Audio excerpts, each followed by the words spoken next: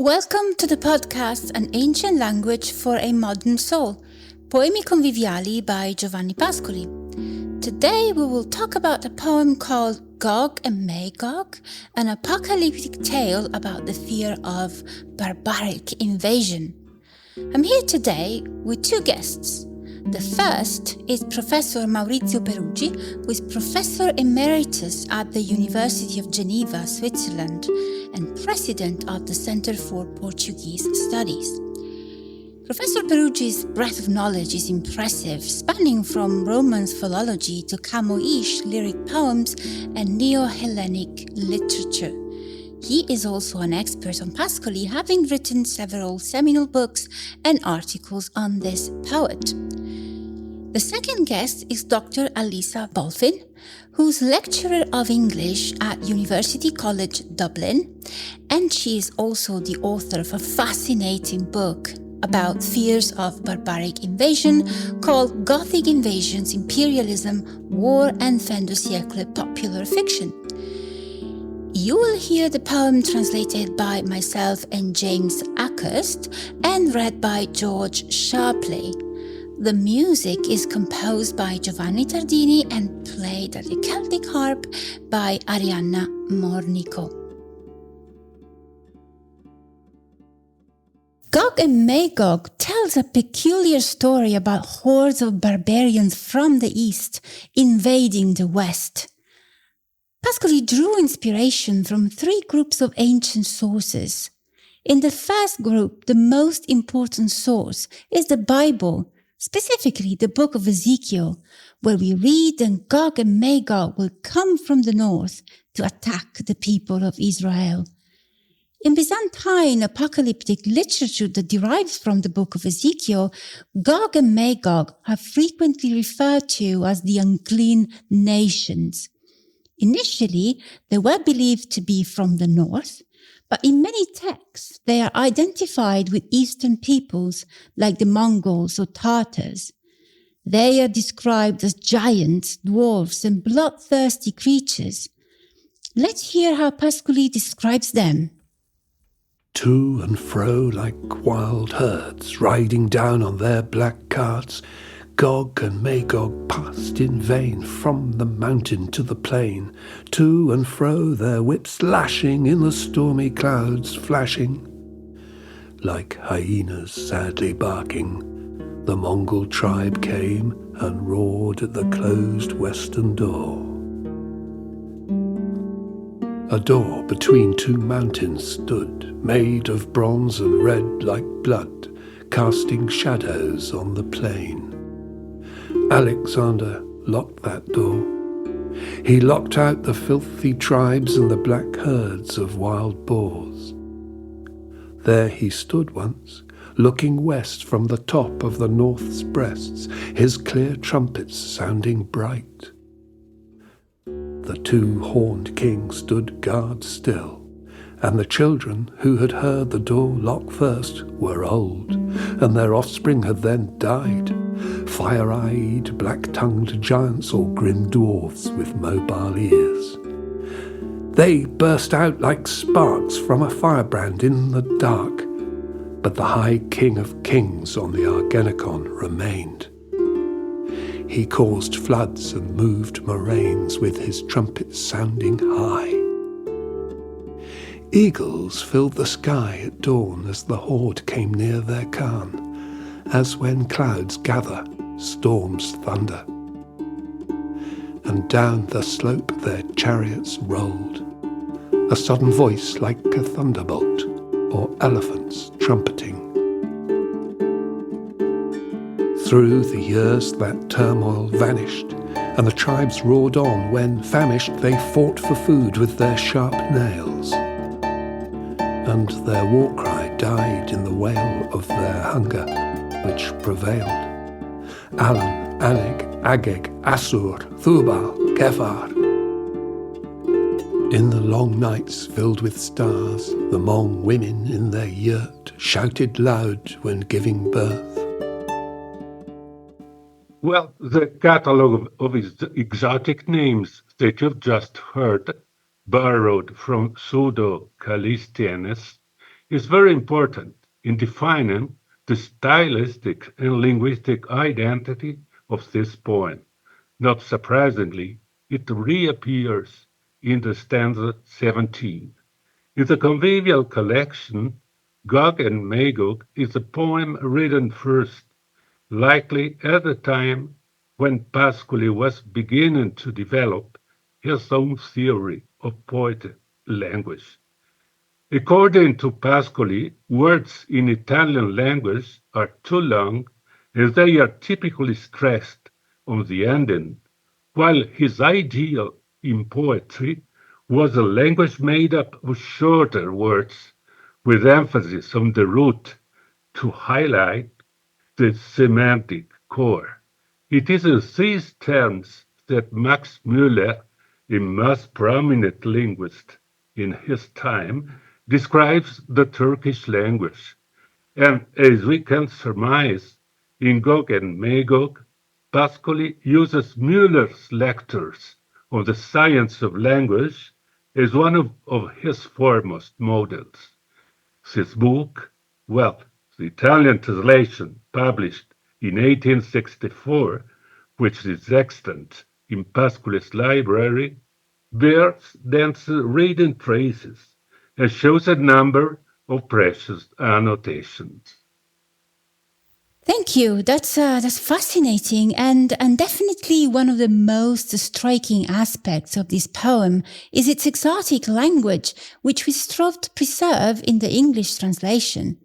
The second group of sources inspiring this poem involves Alexander the Great. The sources here are the Quran and the Romance of Alexander by Pseudo-Callisthenes, written possibly around 338 after Christ. In the Quran, that's Surah 18, 83 to 102, we encounter a mythical character named Dhul Qarnayn, the two-horned. Pascoli uses the spelling Zul Qarnayn with a Z. That's the version he found in his sources. This character, later identified with Alexander the Great, was assigned a mission to travel to the end of the earth and fight off Gog and Magog.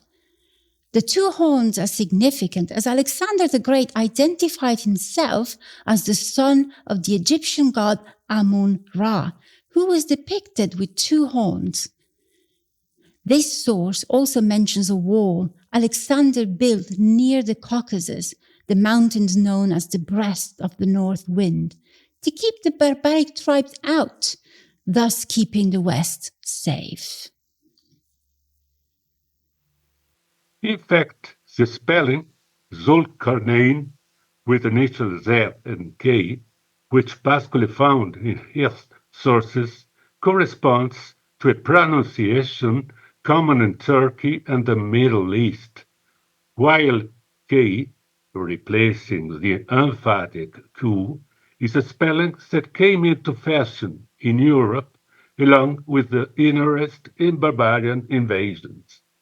In a sense, it evokes the feeling of savage. Bicorne in the Koran, Karnain being a dual, is generally interpreted as one who rules over two worlds, the West and the East, beginning in the Byzantine era and then throughout the Middle Ages until the discovery of the New World. Alexander personifies the barrier erected by the Greco-Latin and Judaic civilization, with a view to including not only Tartars and Mongols, but also any monstrous creature, dwarfs, giants, centaurs, fabulous or deformed beings, the same ones that 16th century navigators expected to encounter on their voyages of discovery of new world. In the Quran, another legend intersects with Alexander's, Moses and the Water of Life, Surah 1865. Moses searched for the place where to seize meat where all dead things come back to life. This legend also appears in the romance of Alexander, but neither Moses nor Alexander get to drink from the water of immortality. Let's listen to another two stanzas. The tribes trembled. One dwarf said to the giants, "We'll be dead, but the king will never die. With my dog ears once I heard that the king does not stand guard always. Westward sometimes he sails with the sun, towards a well blue with life, with swimming stars. He drinks from it every 100 years." And the dark mountain seemed nearer and revealed its barest bone, its skeleton all made of stone. The hero went to that pure river through the shade where eerie fingers held mysterious lamps of silver. No more jingles on the slopes, and the wind there blew in vain, and the great door's breath was faint. I must add here that Pascoli found the whole of his sources summarized into contemporary books. The one is Rome in the Memory and Imagination of the Middle Ages by Arturo Graf, published in 1883. The other is Nobili Fatti di Alessandro Magno, in English The Noble Deeds of Alexander the Great, by Giusto Grion, published in 1872. In fact, Pascoli makes reference to both, but Graf is by far the better known, and critics usually mention only him, thereby committing approximations or even errors. Actually, Grion as Pascoli's source is at least as important as Graf. It is Grion who, drawing from Nizami's Sharafnama, the Book of Honor, presents an amazing description of the source of life in a syntactic arrangement that Pascoli follows quite closely. Let me explain. Alexander's last major adventure before reaching Rome is his visit to the land of darkness in search of the water of life. Khizr is his guide. He is a saint, a Sufi, a shepherd of human souls. As Grione recounts, Khizr ha trovato un rio di chiaror argentino, anzi un rio di luce, come brillar di stelle presso all'alba, simile all'acqua ed eziandio al sole. In English, Khizr has found a river of silvery sparkle, a river of light, like the shimmering of stars at dawn, similar to water and even to the sun. One must understand why Pascoli traces Grion's syntax so faithfully. A un fonte va di stelle liquide, azzurro. Translating it literally, it would be, to a spring he goes, of liquid stars, blue. I have already mentioned that his ideal poetic language tends toward the monosyllabic word, with emphasis on the root. In addition to Max Müller's treaty, he found these two parameters in a small handbook by philosopher Herbert Spencer, entitled The Philosophy of Style. Here you also read the distinction between indirect and direct style. The former describes an object in scientific and deductive form. The latter, peculiar to the language of savages and children, begins with the most conspicuous features, those which must strike the imagination, as those by progressive aggregation, builds up the complete image. So, in this case, first you see a spring, then a vision of stars, splendid and unexpected. Gradually, you discover that these stars are liquid, and a blue expanse of water opens eventually before your eyes. With this splendid description, Pascoli worthily places himself in the Orientalist vein inaugurated by Goethe with his Divan, 1890. Thank you. That is truly interesting. So what we have in this poem is, let's see, on the one hand, a tribe of monstrous subhuman barbarians, and on the other, we see Alexander described as a demigod, more than human and immortal. When I read this poem, I keep thinking about the theories of evolution that emerged in the 19th century after Darwin's books, The Origin of Species, but more importantly, The Descent of Man, gained popularity.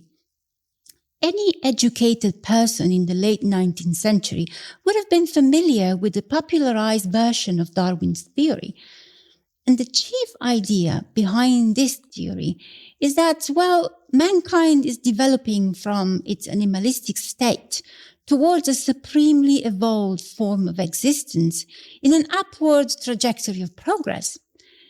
And late 19th century culture embraced this idea of endless progress and progressive liberation from the beast within. That's our bestial ancestors.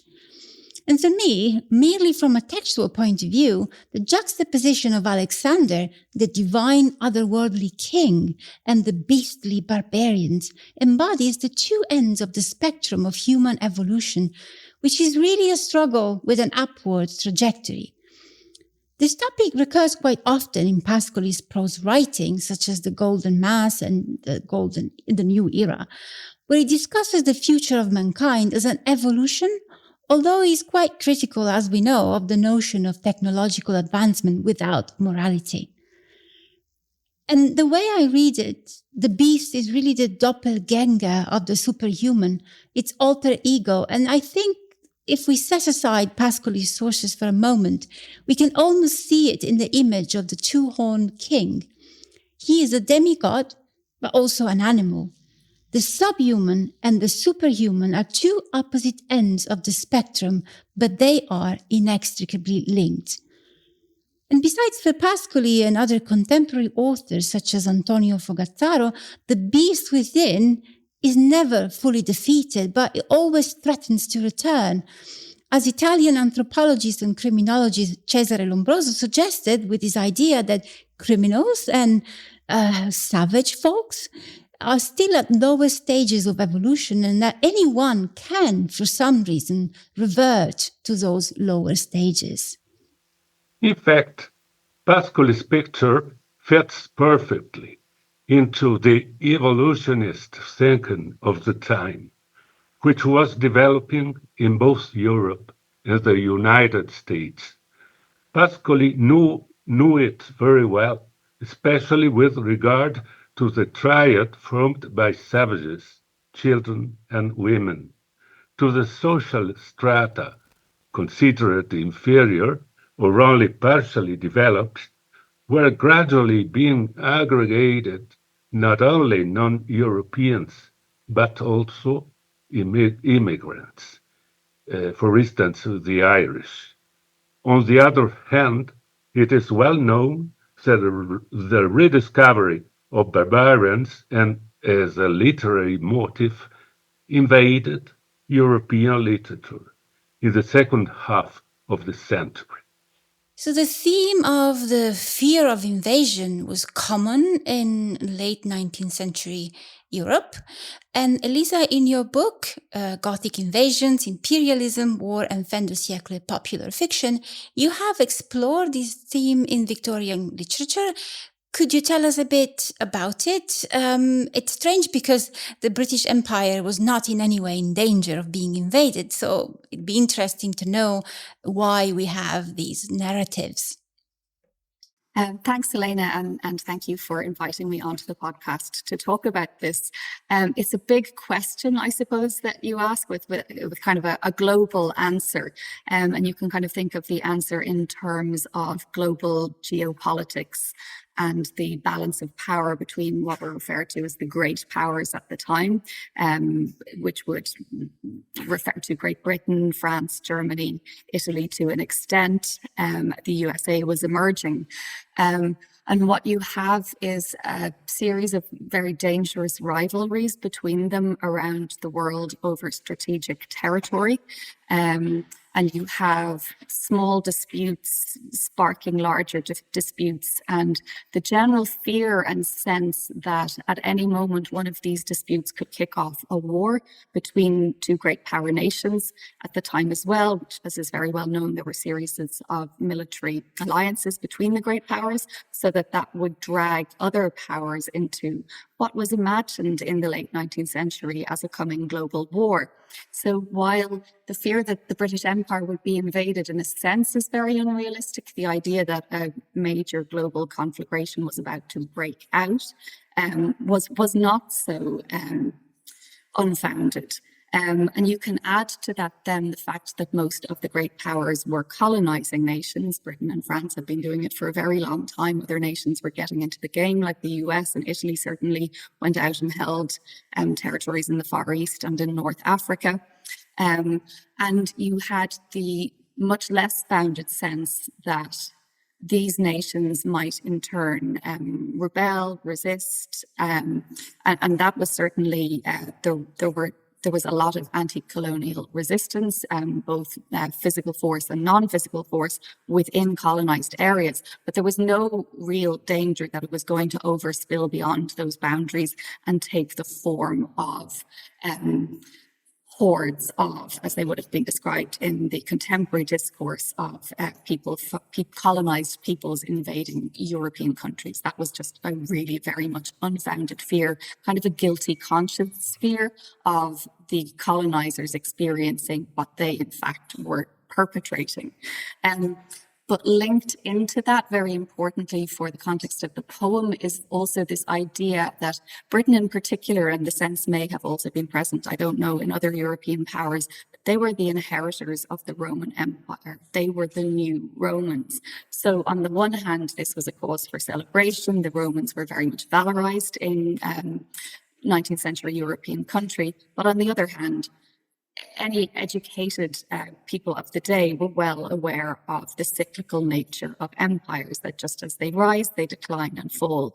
The really important historical work of the period was, of course, Gibbon's Decline and Fall of the Roman Empire. He doesn't even cover the rise. He's just really fascinated with what are the factors that make it fall. So in the British Empire, for example, they're watching all the time. What are the signs? What are the signs that could be interpreted as the beginning of the decline and the beginning of the fall? And of course, the fall comes in kind of European terms with the invasion of what were always described as invasive, barbaric, Gothic hordes. Now, I'm sure from the perspective of the invaders, they didn't see themselves in those terms.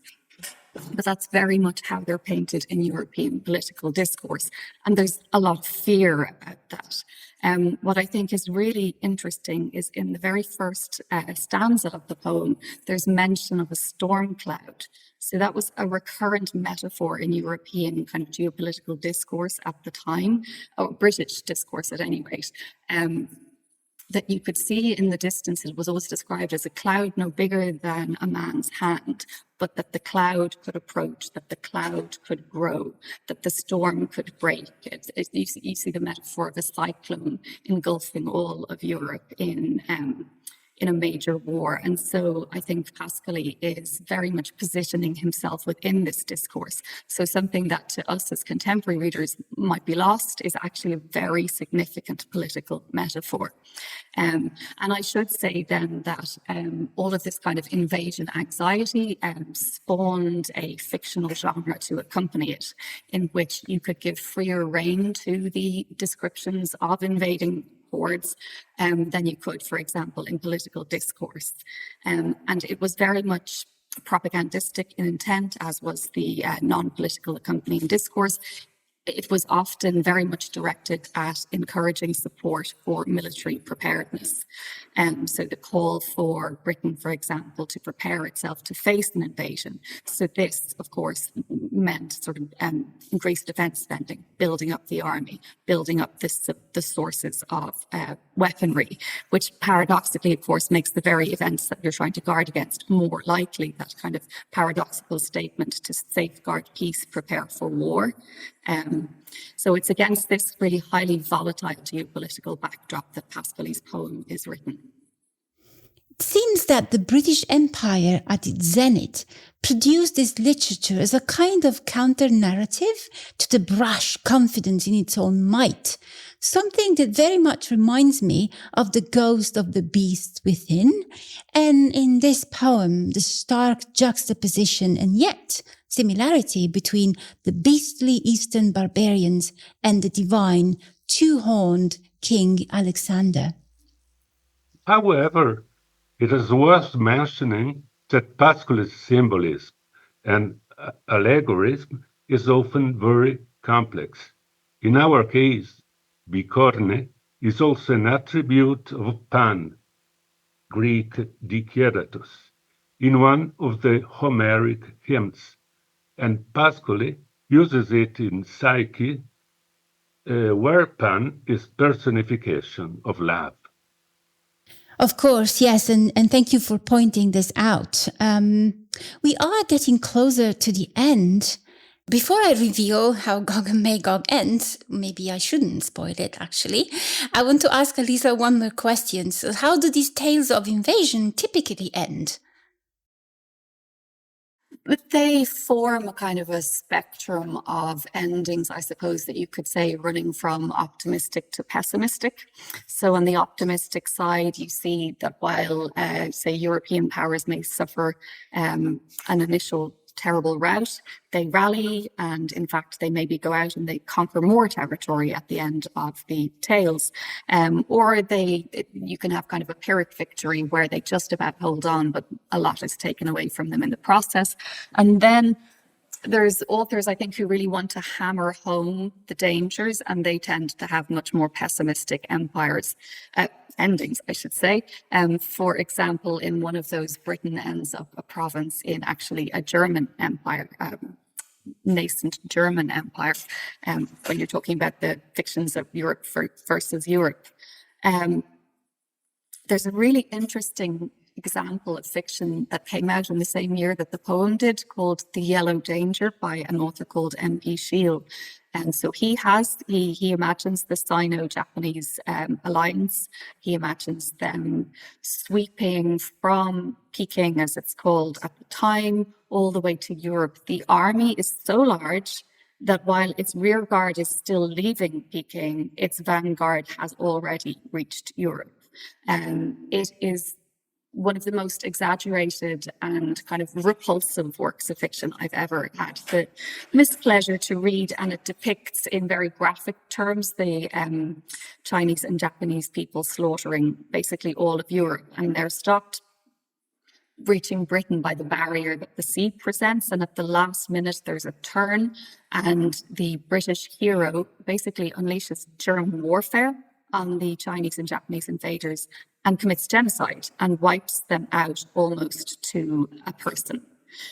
So you have kind of an unexpected victory for Britain, in that when she ends up, I think Britannia ends up Empress of the Earth, if I'm quoting correctly, but very much the focus of the tale is on showing the damage that the Chinese and Japanese invaders can do.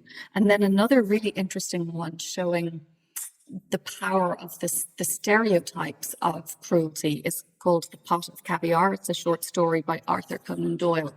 In it, you have a group of British expats living in China who find themselves under siege, as missionaries often did in China. A lot of missionaries were killed in China, especially during the Boxer Rebellion. And their fear of being captured by the Chinese is so great that before the siege is lifted, they all commit suicide from a poisoned pot of caviar. So this is the context in which Pascali's poem and its ending, which would I guess I can spoil by saying it's very much the invaders have broken through Alexander's gates. Alexander has neglected his duty on the top of the breasts of the north, guarding the west with his wall. And again, the idea of the wall is so resonant as well, isn't it, in contemporary anti-immigration discourse, and this kind of constellation of right-wing fears that stretches, that absolutely has its roots in 19th century geopolitics and racism. But yes, at the end of the poem, we see that the hordes of Gog and Magog are poised to sweep down on the white cities. So falling, I suppose, on the pessimistic side of the endings for these kinds of tales. Well, thank you very much. And so we have revealed the end of Gog and Magog, and it's great. I just wanted to quickly go back to the third source, which is an early modern one. That's Ricoldo da Montecroce. It was a missionary and an explorer who lived between the 13th and 14th century after Christ. And he provides a very detailed description of how Gog and Magog actually invaded, and that's one of Pascali's inspirations also. He says that Alexander left trumpets on the wall that would blow in the wind, giving barbarians the illusion that Alexander and his soldiers were forever guarding the wall. But one day, the barbarians discover the ruse. So even if you know the end, we're going to listen to the very end. The Tartars waited for 3 years, watched the arrival of the same stars with golden eyes above the mountains. The Tartars watched the stars above them and felt less fear than mortal hunger, and with hands like claws and savage anger, uprooted birches, took out alders and firs. Then they saw the golden eyes of the same stars the third time, and came to the mountain. To the bottom of the north's breasts they stole carefully, and the old halfling climbed onto the tuff with his hands and feet. At the top, he saw a giant sinkhole like the mouth of a trumpet. He entered dumbly, heard hoots, saw a pair of enormous eyes. A filthy nest plugged that sinkhole. At its centre sat a big, still owl like a scruffy king with a crown of tufts. The old dwarf took 2 feathers, stood on a rock, and shook them, and called to the attendant horde, "Come, Gog and Magog, Tartars, people of Aneg, of Mong, Mosach, Tubal, Ageg, Assur, Pothim, Kephar, Alan, come! Zulkarnain has fled to the west and left his trumpets on the breasts of the north. Gog and Magog, come!" Fools! Those trumpets were hollowed earth from which the western wind, panting, had dragged its false alarms of war. Disgusted, the Tartars broke them, piercing them with their spears. A flight of owls arose, their wings mutely beating. They laughed. At last they saw things right. They sat and drank blood. Above them, a mute flight of dreams and the cries of the night. The horde stopped at the door. Above them, the impenetrable bronze rose high. The Tartars shook it with a single shove. Once the bolt gave in to their industry, the great door creaked open, painfully, with a clear and golden cry. The horde looked out and saw the plains, the white cities along the rivers, and the fields and pastures green with rain. And they poured out screaming, and the world was theirs. Well, and thank you very much for this fascinating conversation that we've had. And we're going to now let the people enjoy the poem in its entirety. To and fro like wild herds, riding down on their black carts, Gog and Magog passed in vain from the mountain to the plain. To and fro their whips lashing in the stormy clouds flashing. Like hyenas sadly barking, the Mongol tribe came and roared at the closed western door. A door between two mountains stood, made of bronze and red like blood, casting shadows on the plain. Alexander locked that door. He locked out the filthy tribes and the black herds of wild boars. There he stood once, looking west from the top of the north's breasts, his clear trumpets sounding bright. The two-horned king stood guard still, and the children who had heard the door lock first were old, and their offspring had then died, fire-eyed, black-tongued giants or grim dwarfs with mobile ears. They burst out like sparks from a firebrand in the dark, but the high king of kings on the Argenekon remained. He caused floods and moved moraines with his trumpets sounding high. Eagles filled the sky at dawn as the horde came near their Khan, as when clouds gather, storms thunder. And down the slope their chariots rolled, a sudden voice like a thunderbolt, or elephants trumpeting. Through the years that turmoil vanished, and the tribes roared on when, famished, they fought for food with their sharp nails. And their war cry died in the wail of their hunger, which prevailed. Alan, Anig, Agag, Assur, Thubal, Kephar. In the long nights filled with stars, the Hmong women in their yurt shouted loud when giving birth. The moon fled from cloud to cloud. On the purest snow there stood herds of horses in a circle on the white. So still were they, a brief neighing here and there, a quick pawing on the ground. And the lonely mountain had a sound of bellowing.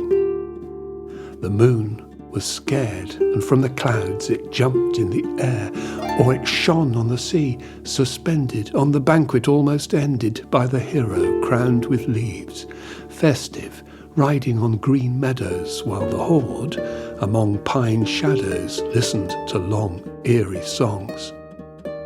The echoing sounds of marine gongs, the conch shells otherworldly keen, and the silvery rattle of tambourines.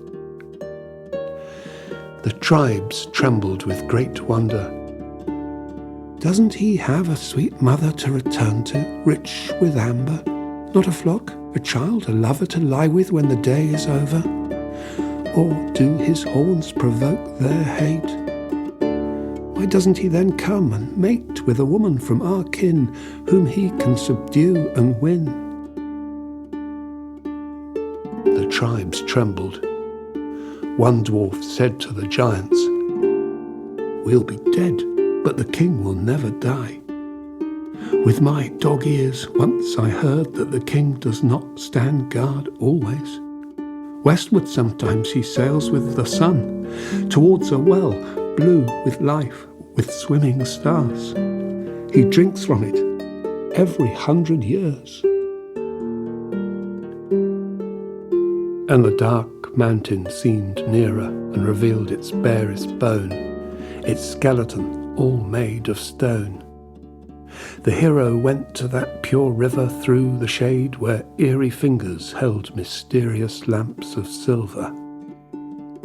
No more jingles on the slopes, and the wind there blew in vain, and the great door's breath was faint.